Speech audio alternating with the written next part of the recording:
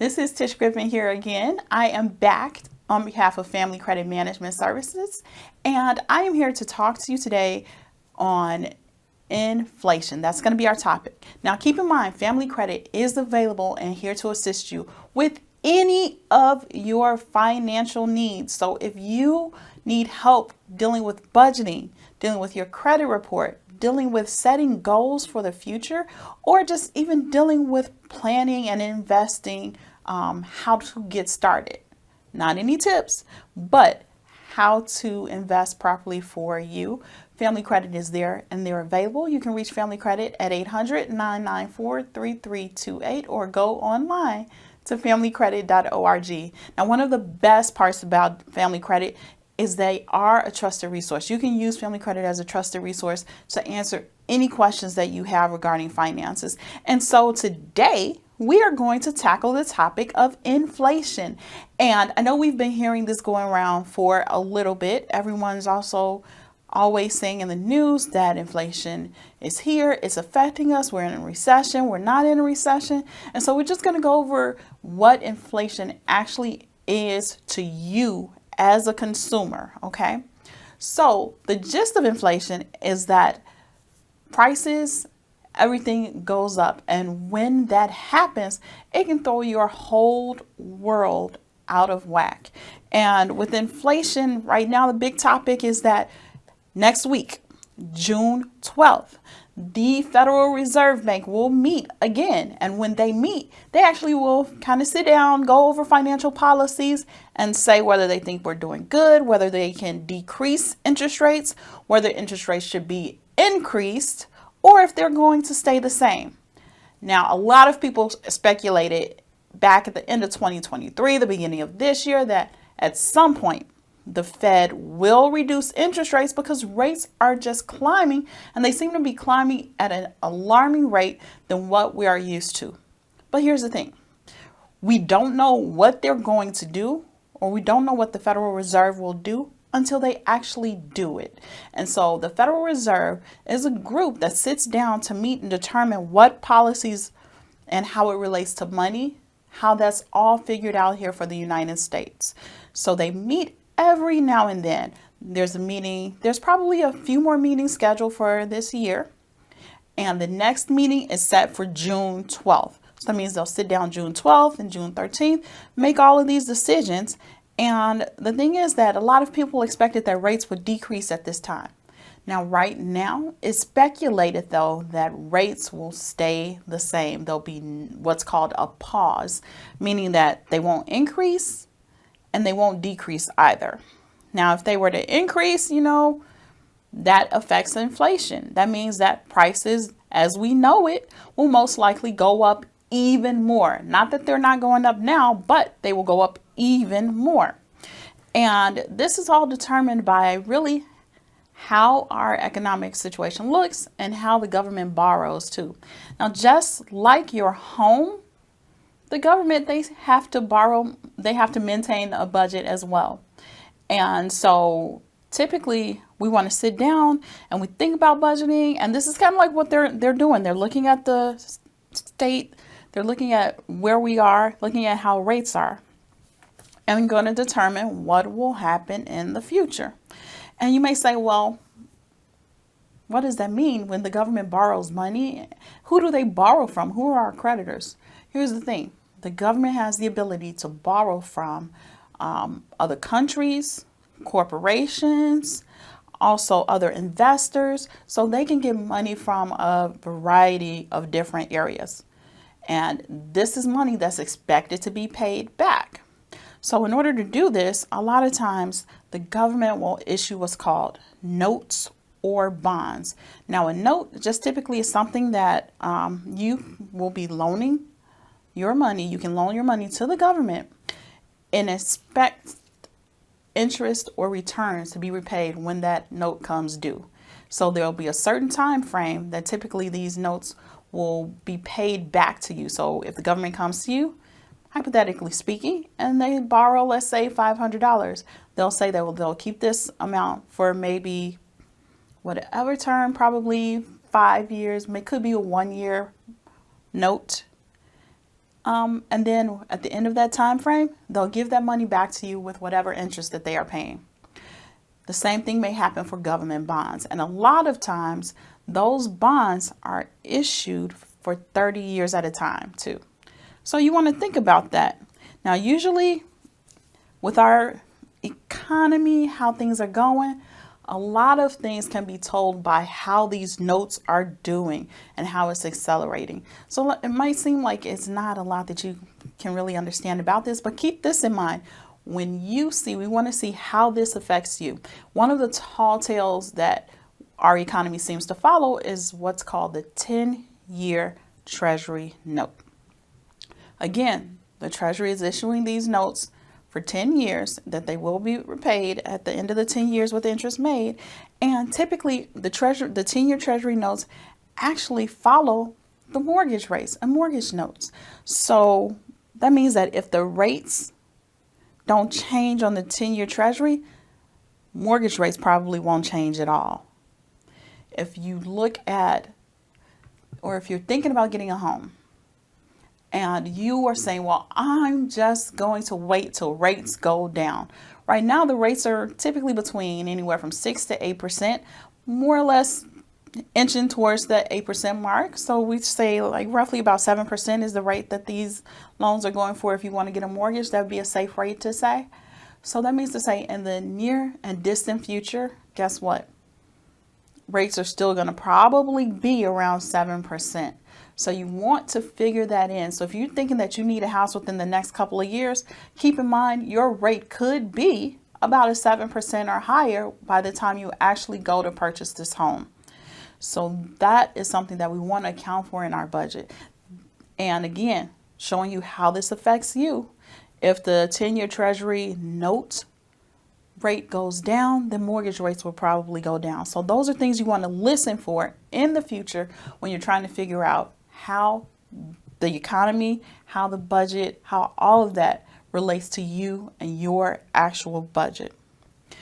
One of the changes, though, that we see is that even though we as consumers were feeling that pinch, our dollar just isn't stretching like it used to. We go out and we see that maybe our qualities change on certain products. We see that maybe an item that we used to buy was a lot cheaper than it used to be. Anyone ever looked at even like the cost of just little things, the cost of eggs, how it fluctuates? We're looking at the cost of a pack of Oreo cookies, honestly, that used to go for maybe $3.99 a pack, have now more than doubled. And we're saying to ourselves, well, how can we afford that? How can this keep going? So we want to make sure that you are doing what you can to stay on top of your budget.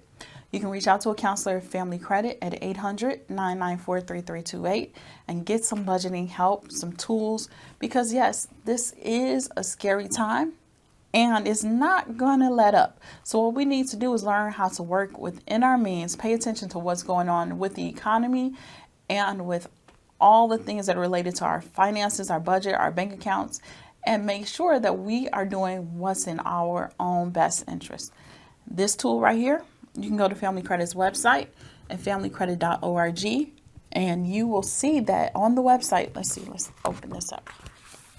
There are some great tips on working on your spending.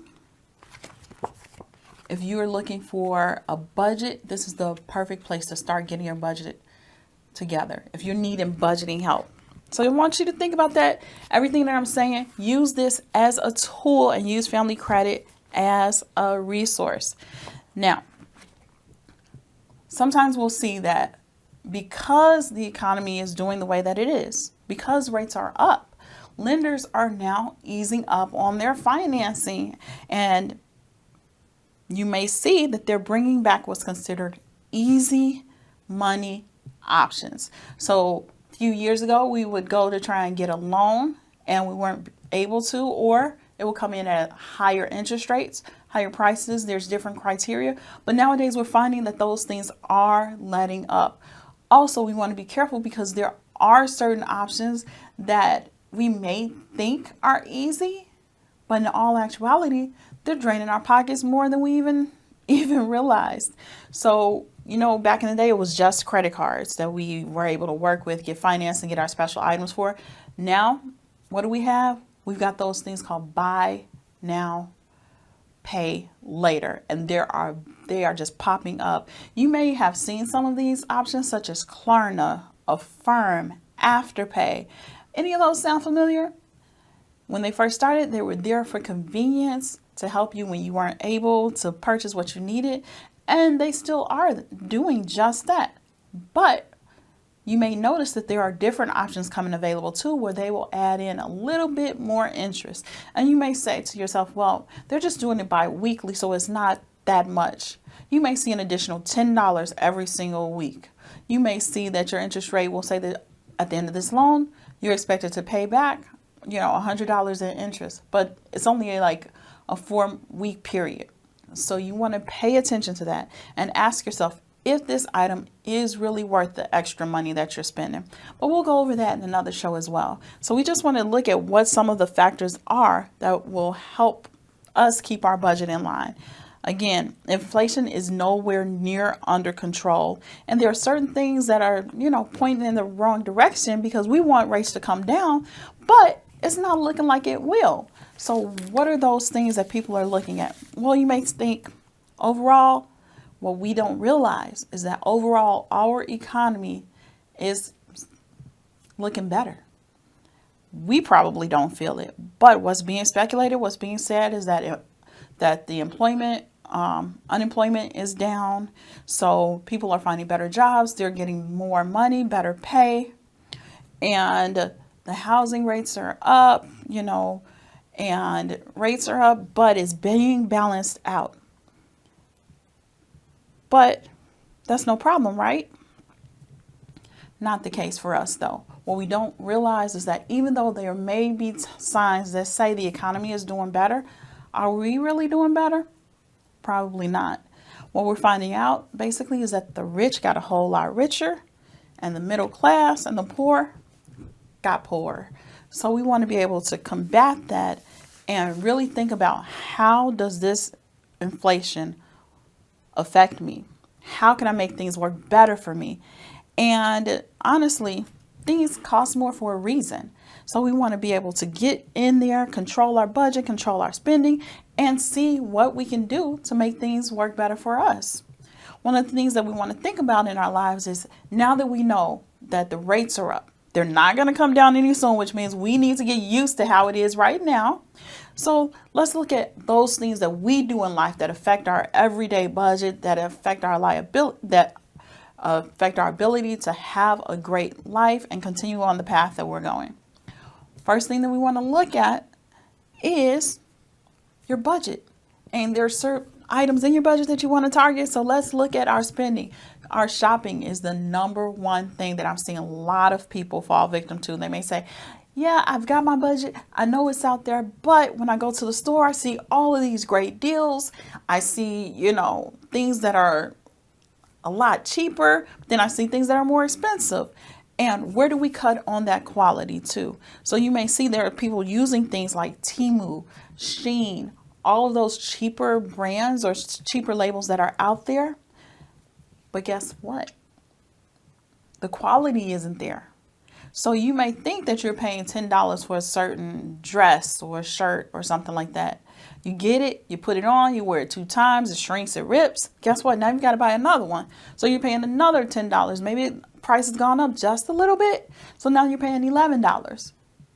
2 months later, because the item that you just bought, you're no longer able to use. And so you're not thinking about the effects that this is actually having on your budget.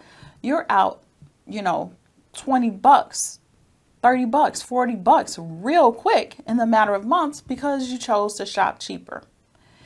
Now, if you were to do a little bit more research on certain brands, maybe do a clearance item sale and see if that would work even better for you, knowing that if I were to just take this money and buy one item now that will last me, that's expected to last for a couple of years or even longer, versus this one item that's going to tear up in 2 weeks' time, and then I have to keep buying it and keep buying it and keep buying it. And that's really how these sites are functioning so well, because they are able to mass produce the quality is not there like we thought.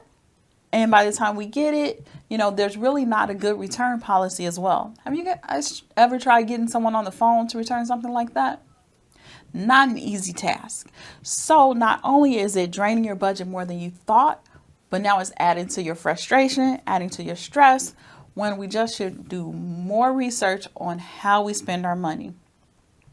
Know what you're buying. Look at the quality behind it, because that's one thing that during this time we may have not even noticed or let go of, because we are still trying to save a buck, go with the cheapest option. And sometimes the cheap options end up costing us more than we even thought. You guys remember bulk shopping? A few years ago, bulk shopping was the rave. Everybody was doing it. But what we realized is that those people that bought in bulk a lot of times realized by the time they actually went to use an item, it was expired. It wasn't good. They bought too much of that item, and so now they're looking to sell it or get rid of it or give it away for some other reason too. But it drained our budget so much and created such a surplus that it wasn't really profitable for us. It didn't really save us at all. And our budget, we're still looking at having to replace that item over and over again.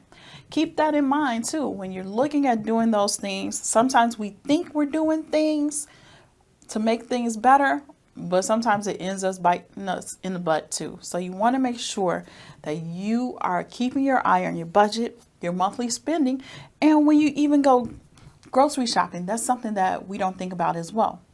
When we're out there, we know, not to shop on an empty stomach. We know we might buy something, but then there are certain staples within the store that cause us to drain our wallets too. So first thing, when you are looking to even start with your grocery shopping, keep an eye, write down your list, keep an eye out for what you are looking for, and don't be afraid to do some comparison shopping. That goes with retail therapy and with your grocery shopping too, because sometimes we can find something cheaper at a different store, different location, or even within the store itself. So make sure you look at what are those items that you know you need each and every single time. Every month you're going to buy bread, you're going to buy milk. You might have to get a certain or a special kind, but you account for that in your budget. Then you may look at different grocery stores too to see what those prices are like. These are ways that we can keep the money in our budget and, not let inflation affect us so much, because again, everything is costing cheaper. But if we handle our needs first and make sure that our needs are taken care of, then eventually we'll be able to get into our wants. Because yes, I do want you to live your life. I do want you to have a great time, but we've got to make sure that we're disciplining ourselves and taking care of home first. And with this inflation out there, I want to make sure that you are prepared and you have the tools that you need. So that's right. Yes, go to Family Credit's website, familycredit.org.